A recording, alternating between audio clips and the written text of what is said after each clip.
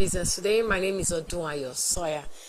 Power supply is an essential factor to industrialization and employment generation, and Nigeria's huge population and landmass has shown that the fertility of leaving power generation, supply and distribution exclusively in the hands of the federal government.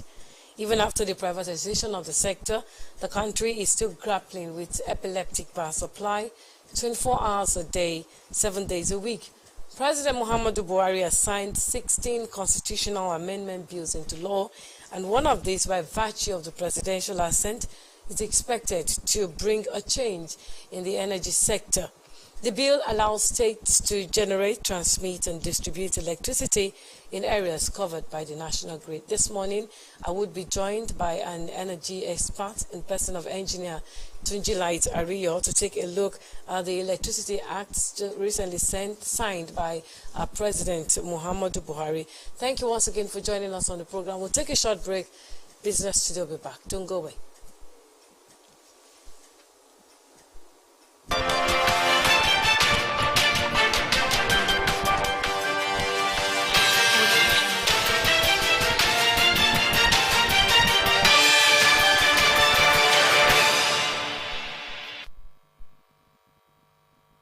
Good morning. Thank you so much, Engineer Tunji Light Ariyo, for joining us on Business Today.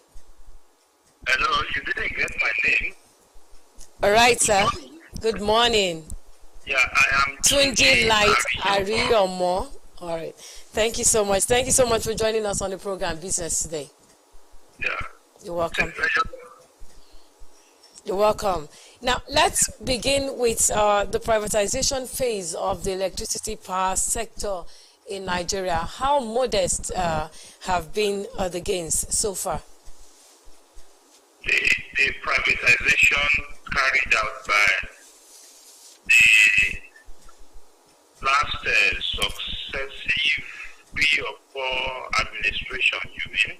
Yes. Which was enabled by the Power Sector Act 2005, which was in fact initiated and commenced by President Olusegun Obasanjo, because he was the first to put together the Power Sector Act, which was aimed at introducing a sort of liberalization to the power sector, similar to what President Obasanjo achieved with the telecom sector. And after, he also initiated the special intervention program, the presidential intervention program, to construct and build afresh a number of new independent power plants. One of such is located in Ondo State, in Ondo South specifically, around on the Orientis. That is the Omotosho power plant. And when President Yaradua took over, President Yaradua, like history has confirmed, didn't stay long until we got to have President Goodluck Jonathan, under whom the sectors were effectively privatized. It has not been a smooth ride, and it has not been a good experience for Nigerians. We have had relatively okay performances in places like Abuja, but that has not been the case in other parts of Nigeria. The total capacity of the stock capacity of our plants, the nameplate capacity have remained at almost 12 gigawatts, that's 12,000 megawatts.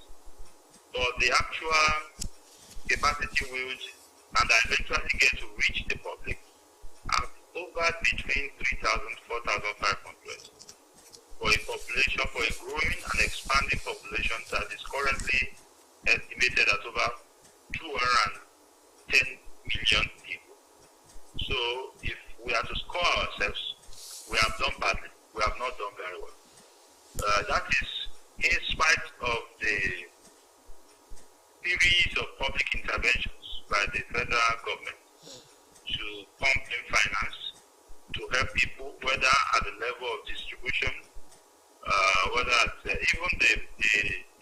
at a point we imported a company from Canada known as Manitoba Hydro to manage our transmission company. We have done badly. We have not done very well. We have, and if you ask me why have we done badly, the reason we have done badly is because we have moved in the opposite direction to the solution. What we have done is not what we ought to do. So far, it has not been good. Okay. And as people who have capacity to think, who have capacity to observe what is being done in other places, we actually can fix this. And that is why I think we have rays of hope in the recent decentralization of the management, regulation, and generation, transmission, and distribution of power as effected by recent alteration to the Nigerian Constitution. Now, Mr. Engineer Yomo, I want you to expatiate on what you just said, that what we have done is not what we ought to do. Yes. We're a nation of 200, by the worldometer estimate, we are currently close to 220 million. We have over 960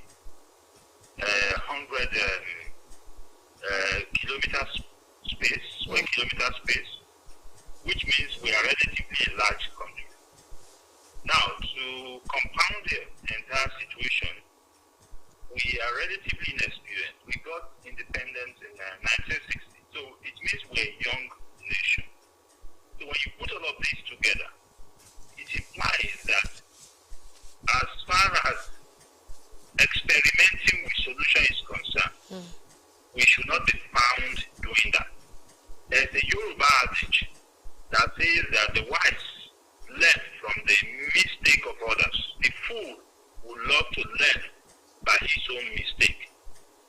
So, as a young nation, what we need to do is to look at what other nations have done successfully. In the United States of America, for instance, power is actually decentralized. There was a crisis in 2021 where a state actually refused to take power from the national grid. But in Nigeria, up until this current month, that was impossible. Every single state local government in Nigeria was tied to the ineffective apron string of the national government, which meant that if the national government failed, then the entire nation failed. No. We ought to have decentralized power as far back as 1999. Then, rather than focusing on what they call privatization, what we ought to do, what ought to be our focus is liberalization. What does liberalization imply? Liberalization implies lowered limiting regulation to enable the stakeholders and component interests evolve at their own pace. If that had been the case, a state like Lagos could have opted to be outside the national grid and would have been able to do it effectively. And if a state like Lagos failed at it, the people of Lagos would have been able to target as part of the impaired performance index of the government of Lagos State and not subliminally looking at it as a federal government function. A place like Kano State, for instance, has no business being on the grid. If Kano State is able to negotiate with power service providers that are willing to set up plants in Kano State and what we could describe as a Kano corridor that will cover Kano, Katsina, and nearby or contiguous states.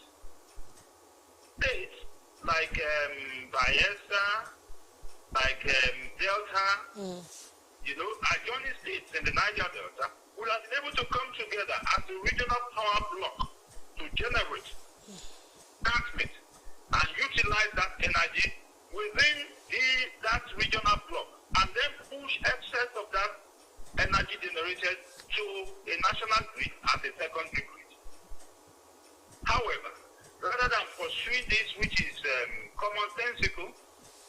specific and backed by successful examples across the world. We embarked on what has never worked anywhere by introducing unitary intervention in the power sector.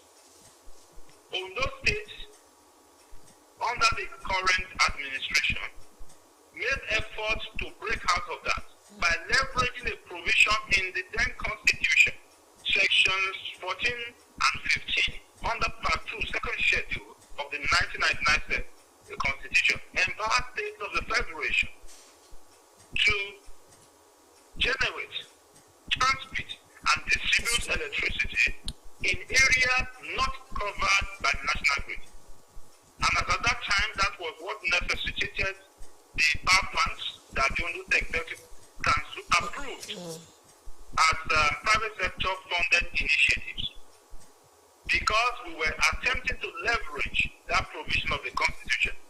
But that provision had limitations, as it limited it to only areas not covered by the national grid. And this is why the Nigerian Society of Engineers and other stakeholders took it upon themselves to mount pressure on the National Assembly to remove that limitation, that inhibition. Because I've stated this at different fora, if we had continued on that path, in the next 1 million years, we will never be energy sufficient. However, by decentralizing power, as the federal government has now done, opportunities now are so numerous. Our next prayer should be for capable hands, capable sector leaders to man that sector, and not those who have no business getting near electricity poles, having to man the nation's need to get electricity right. It's not a child's play.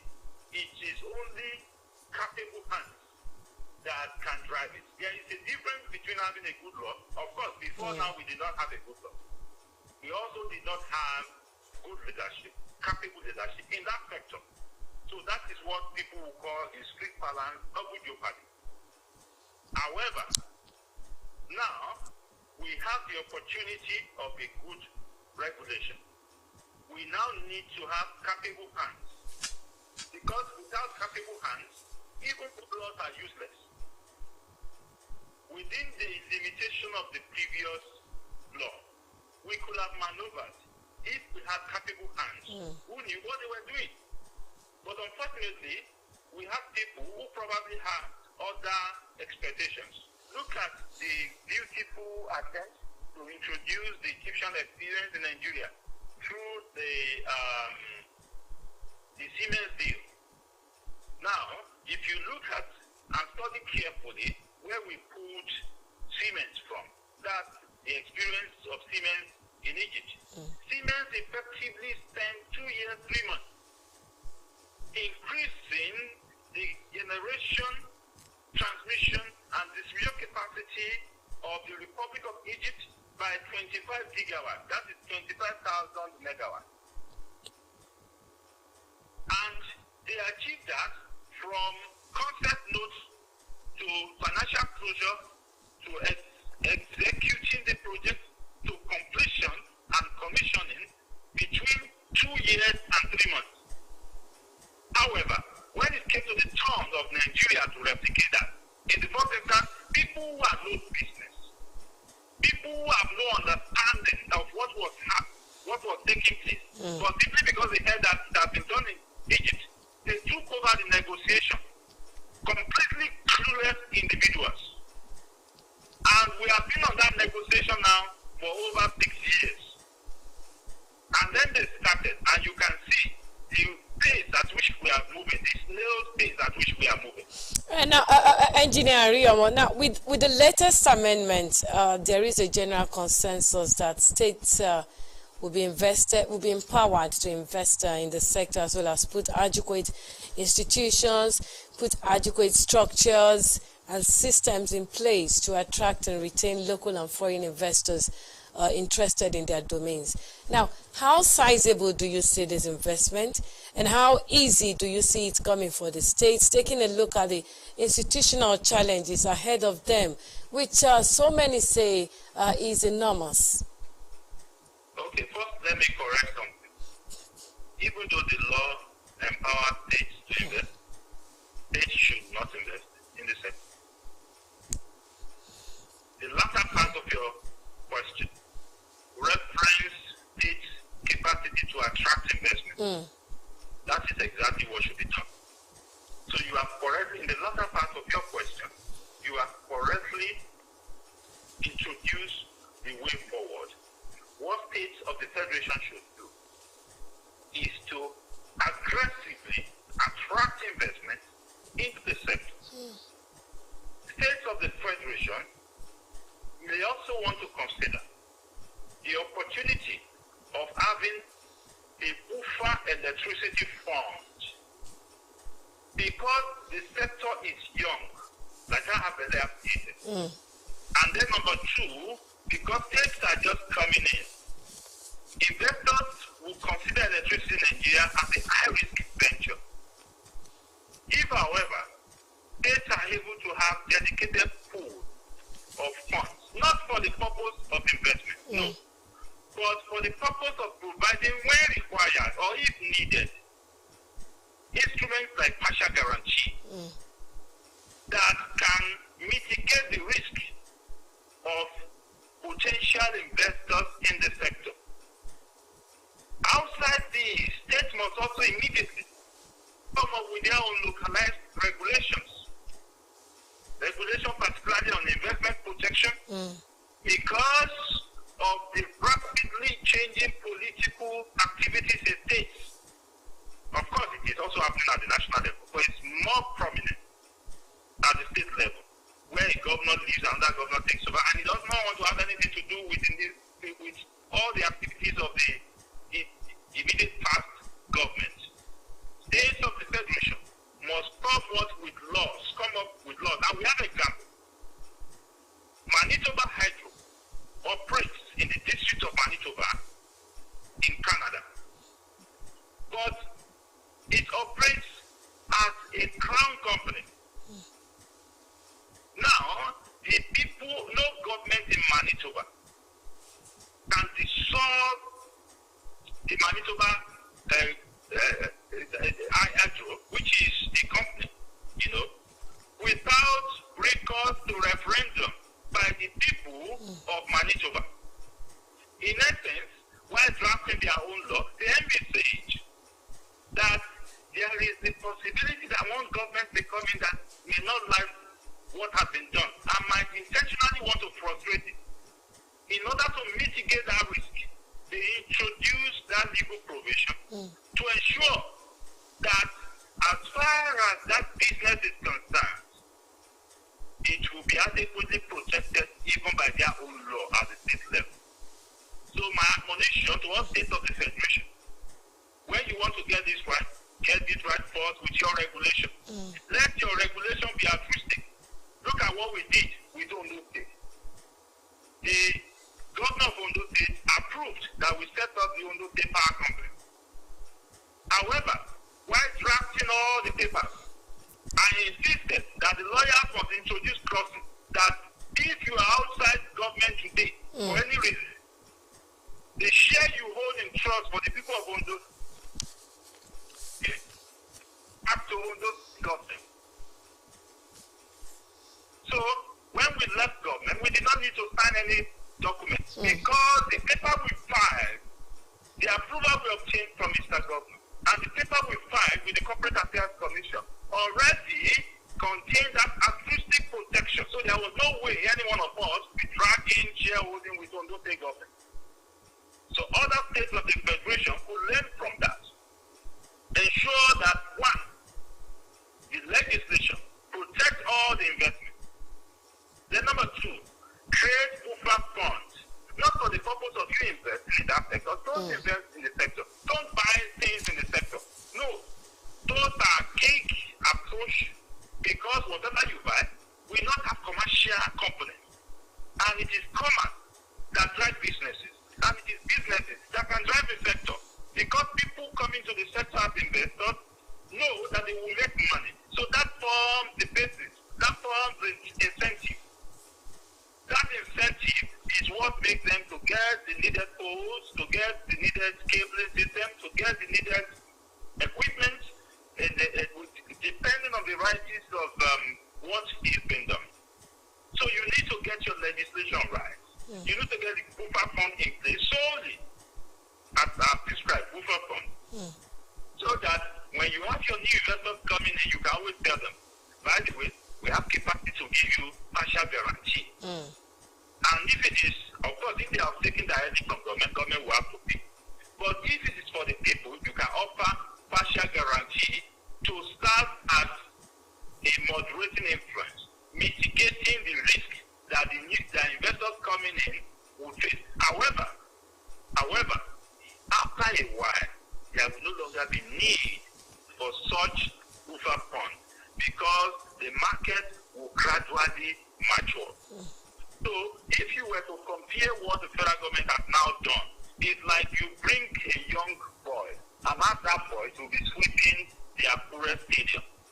One person. You put that one person. You know, I'm using the word boy to signify maturity. You place that boy in the center of the field and you say sweep this thing. You know, the child will try. He will try, but it will get very tedious. By now empowering states of the federation to take over, regulate, legislate on practically every aspect of electricity.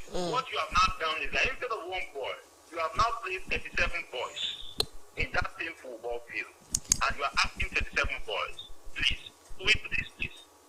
37 boys who are pupils of Aquinas College Akure are likely to be able to do better than one boy who is a pupil of Aquinas College Akure sweeping the Akure Stadium. Now, Engineer Riyamo, now Ondo State government has already laid the foundation, because I remember while you were the special advisor to Governor Akeredolu, the state government then launched the 45 kilowatt cabin type mini grid power project in Ilaje local government area of the state. Now, also we heard about 85 kilowatts solar plant in Akure North for the use of an SME cluster. Now, according to you then, those power plants brought to 5 the number of successfully completed community power interventions by the Akeredolu government. Now, Ondo State government has already laid a foundation. How do you see this act boosting government's work plan for the electricity sector of the state? Thank you very much. If you go to Akoto in Ilaje today, or you go to Ogonla, or you go to Obejedo, or you go to Obenla, the only electricity they have ever known in their life were the ones provided under the Power Sector Intervention Scheme of the Arakuni Akeredolu government. And like you said, I was privileged to lead that effort at that time. However, the state has continued to move forward. Of course, before I exit government, I'm aware of major power intervention in Okutipupa for the university and the adjoining small communities, even in Alagbaka. And I can almost say that I'm aware that the only thing probably delaying them will be issues of maybe what the state needed to do or need to do at some point that has not been done. If those things have been done, you would also have, while you mentioned what we have done in Ilaje, you would have also mentioned what is happening currently. The opposite side is opposite Bishop's Court in Alagbaka. You know, that plant, when it comes up, we'll have the capacity to actually provide electricity for the Alagbaka GRA, as well as 2 major estates in Ondo State. That is the Obaide Housing Estate, as well as the Jaco Housing Estate. Before I left government, we had concluded the stakeholders engagement. So the stakeholders, the organization, at that time. So that their project is completed. And future now it's for up in the coastal area. Number 2, it will free more wattage being obtained from the national grid for the use of the state and environment. Then number 3, it will also serve as a source of additional new revenue for the Ondo State people through the Ondo State government. So these are a number of things that, of course, the state under Akeredolu also led the entire federation in coming up with a first fully independent power sector law. What I would advise my colleagues that took over after me is that now that the Constitution has empowered states to regulate, generate, transmit, and distribute in areas under the grid, which was also with the previous Constitution, then there's a need to urgently review and include the power and every single thing in that act to reflect the new constitutional enablement. And the number of people who did not know where we were doing at that time will now have realized that the direction Akeredolu and Olatunji were pointing at is now the reality. So they no longer can be in doubt.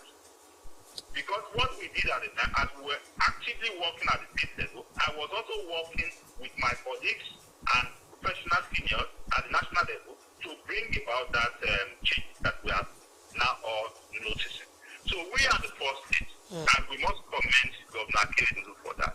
Governor Akeredolu, in fact, I remember when we were, and we need to say this, not just because we want to say it, because we have earned the bragging right, because indeed we have earned the bragging right, right?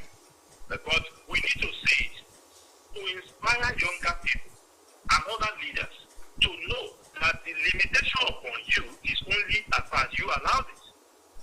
When we were at the State House of Assembly, and the number of the legislators, of course, we had a sizable number of fantastic people who supported us, but there were also a few who were appearing to be frustrating us. The governor himself had to intervene forcefully. All right. Do you guys want us to continue like this? Or do you want us to be able to set example for this nation? I will not lie to you, my sister. That example that we set is one of those things I also use at the national level in every forum that I belong to combat the position for the accelerated need to end these unnecessary, silly limitations that thank you so much. Thank you so much, Engineer Ariyomo, because we do not have a lot of time. Our time is already fast spent, and we still have a lot to discuss on the program and on this alteration to the Constitution as regards the electricity sector. But we hope to bring you back on the program one of these days to talk more on this. Thank you very much for joining us on Business Today. Thank you, God. Thank you so much. Thank you so much for joining us. And that's Engineer Tunji Light Ariyomo, an energy expert, taking a look at the alteration to the Constitution on the electricity sector. That's how far we can go on the program this morning, Business Today. My name is Osrc. Thank you so much for being a part of the program. Good morning.